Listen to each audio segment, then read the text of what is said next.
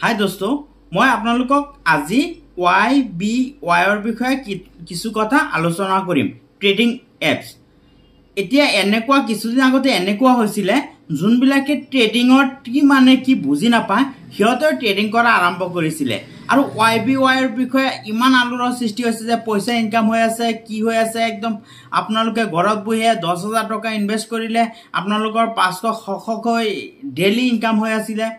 এনেকুৱা হৈছিলে আৰু দুবাৰকৈ ট্ৰেন্ডিং দিছে যে আপুনি এবাৰ 1 বজাত এটা সন্ধিয়া সময়ত এনেকুৱাকৈ আপোনালোক ট্ৰেন্ডিং আহিছে আৰু আপোনালোকে সেই বিষয়ে বহুতো মানুহে পইচা ইনভেষ্ট কৰিছে।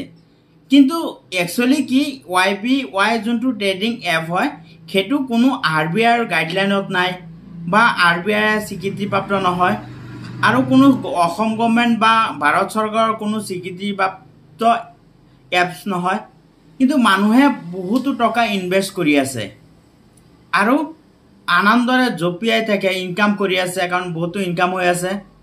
আপোনালোকে এটা কথা মনত ৰাখিব, মই কোনো অনলাইনৰ এপছৰ বিষয়ে কথা নকওঁ, কাৰণ যিকোনো এপছ অনলাইনত যদি এপছ আপোনালোকে ব্যৱহাৰ কৰি আছে, অনলাইনৰ পৰা এপছবিলাক ব্যৱহাৰ কৰি আছে, এইবিলাক যদি RBIৰ গাইডলাইনত নাই বা RBIৰ স্বীকৃতিপ্ৰাপ্ত নহয় বা অসম গভৰ্ণমেণ্ট বা ভাৰত চৰকাৰৰ কোনো স্বীকৃতিপ্ৰাপ্ত নহয়, তেতিয়াহ'লে মই ভাবোঁ তেনেকুৱা এপছৰ পৰা সাৱধানে থাকক, নহ'লে আপোনাৰ টকা লুটি আপোনাক একেবাৰে খালী কৰি দিব বেংক একাউণ্ট। সেইবাবে কৈছোঁ যে আজি YBYৰ বিষয়ে মই আলোচনা কৰিম। কিছুদিন আগতে YBY এপছে বহুত টকা মানুহক ইনকাম কৰি দি আছে, শুনিছোঁ যে ইনকাম কৰি দি আছে, কিন্তু এতিয়া শুনি আছোঁ আকৌ YBYৰ কিছুমান কণ্ডিশ্যন আহি গ'ল।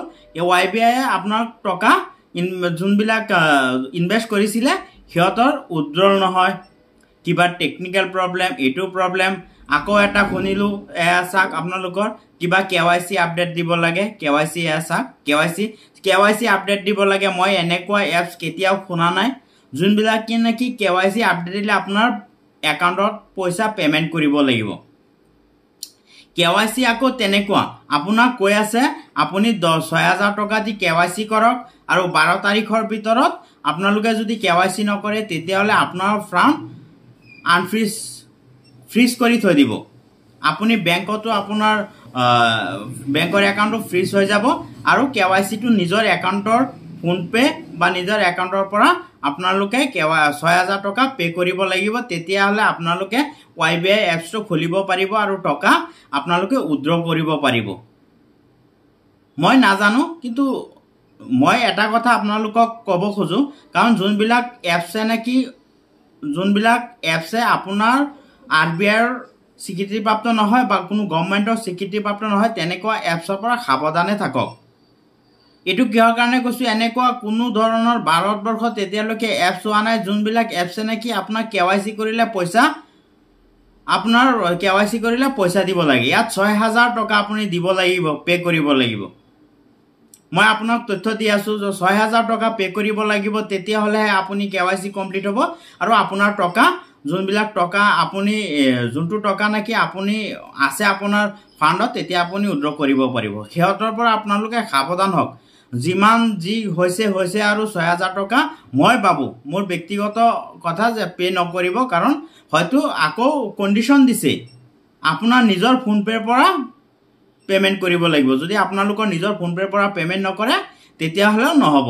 যদি নহ'লে আপোনাৰ একাউণ্ট ফ্ৰিজ কৰি দি দিব, আপোনাৰ একাউণ্ট নম্বৰ, মোবাইল নম্বৰ আৰু এইবিলাক আপোনাৰ তথ্য আপোনালোকৰ বেংকত কিবা জমা কৰি দি দিব, বিভিন্ন তথ্য আপোনালোকক দি আছে এনেকুৱা কৰি। মই ভাবোঁ তেনেকুৱাৰ পৰা আপোনালোকে সাৱধানে থাকক।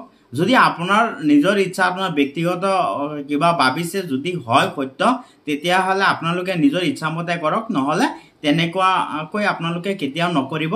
হয়তো আপোনাৰ যিমান গৈছে আৰু 6,000 টকাও গুচি যাব। মই এনেকুৱা ছিষ্টেম কেতিয়াও দেখা নাছিলোঁ। এইটো এপছত কিছুমান মানুহৰ কথা শুনি মই চাইছোঁ আৰু ভাবিলোঁ নহয় ভিডিঅ'টো এটা বনাওঁ। এই ভিডিঅ'টো বেলেগ একো নহয়, সতৰ্কবাণী ভিডিঅ' এটা, যে আপোনালোকে সাৱধান হওক আৰু অনলাইনত কোনো ধৰণৰ কিমান এপছ ওলাই আছে, আপোনালোকক ডেইলি 50কৈ দি আছে, ডেইলি 1,000কৈ দি আছে, ডেইলি 500কৈ দি আছে। মই ভাবোঁ কোনো ধৰণৰ এপছ ব্যৱহাৰ কৰাৰ আগতে আপোনালোকে সাৱধান হওক আৰু তেনেকুৱা এপছ ব্যৱহাৰ নকৰাই মই ভাবোঁ উত্তম। সেইবাবে ভাবিলোঁ যে আপোনালোকক এটা ভিডিঅ' বনাওঁ আৰু যোনবিলাক নতুনকৈ কাইলৈ বা পৰহিৰ পৰা YPIৰ যি প্ৰব্লেম চলি আছে সেই বিষয়ে আলোচনা কৰোঁ।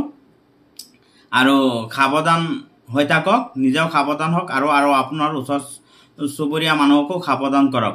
আপোনালোকে ভিডিঅ'টো চাই ভাল লাগে যিমান পাৰে শ্বেয়াৰ কৰি দিয়ক আৰু সকলোৱে যাতে তথ্যটো জানে। যদি ইউটিউবত চাই আছে তেতিয়া ছাবস্ক্ৰাইব কৰি বেল আইকনটো বজাই দিব, তেতিয়া নতুন নতুন তথ্য আপোনালোকে আগতীয়াকৈ পাব।